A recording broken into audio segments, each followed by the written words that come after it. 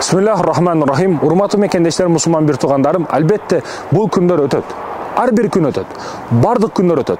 Албетте сизин, менин жеке башыма келген кыйынчылыктар, бактылуу күндөрүбүз, бакыттын башталышы бул кыйынчылыктын башталышы. Кыйынчылыктын башталышы бул бакыттын башталышы. Канчалык жолдорубуз узун болбосун, канчалык тоолорубуз бийик болбосун, айтор күнүбүз канчалык оор болбосун, бардыгы өтөт. Бул жашоодо тарынбаш элек.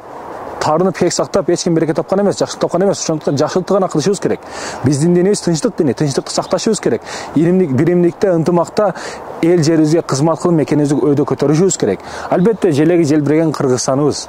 Биздин мекенибизди өзүбүз сактабасак, өзүбүз даңктабасак, эч ким бизге келип жардам бербейт, башка кылбайт. Бүгүн Европадан болсун, Америкадан болсун, Сауд Арабиядан болсун, айтор ушул мусулман бир тууган өзүбүздүн кошуна мамлекеттер, өзбектөр дагы бизге күн помуштарды, ар кандай жардамдарды берет. Өзүбүз кыла турган, боло турган соопторду башкалар келип алып кетип жатат, соопторду мешок-мешок кылып. Мешок-мешок күн бергенде сүйүнбү, ал мешок-мешок ар кандай жакшылыктарды алып кетип жатат, соопторду алып кетип жатат.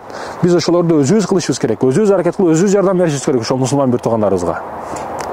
Мусулман бир туугандарым, албетте жакшылыктын сообун, жамандыктын жазасын берүүчү Аллах эч качан өлбөйт. Ал адилеттүү түбөлүк турат. Но жалбыракты үзүп жаткан учурубуз, жалбырак кандай экен деп карап жаткан учурубуз, убагыбыз. Ар бир нерсеге кадыры менен, сый урматы менен мамиле кылышыбыз. Жөнөкөй жерде жүзгөн жылан болсун, үйүңүздөгү мышык болсун, ит болсун, айтор кандай болбосун, кимге болбосун туура мамиле кылуу. Албетте биз жаштыктан мектептен үйрөтүш, табият менен таттуу мамиледе бол, жада калса алдыңдан жолбор чыкса дагы сый урматта бол деп өтө жакшы нерселер үйрөтүштү. Чоңойгон сайын жүрөгүбүз размери кичинерип, жаштыгыбызда жүрөгүбүздүн аянты чоң эле. Бүгүн эмне болуп кеттик?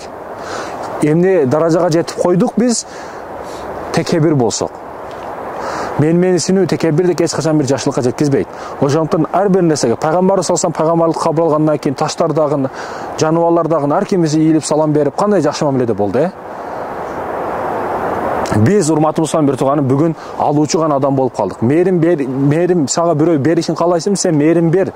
Бирөөгө жакшылык көрүштү каалайсыңбы, жакшылык биринчи кыл.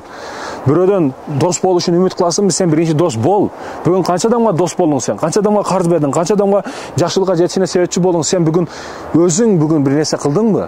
Өзүң кылбай туруп кантип сен жакшы дос күтүшүң мүмкүн? Өзүң бир нерсени бербей туруп кантип бир нерсени үмүт кылышың мүмкүн? Бул дүйнө алыш дүйнөсү эмес, бериш дүйнөсү. Качан сен бергениңде, качан сен жакшы мамиледе болгонуңда, сен ошондо жакшылыкты күтүшүң мүмкүн, жакшылыкты беришиң мүмкүн.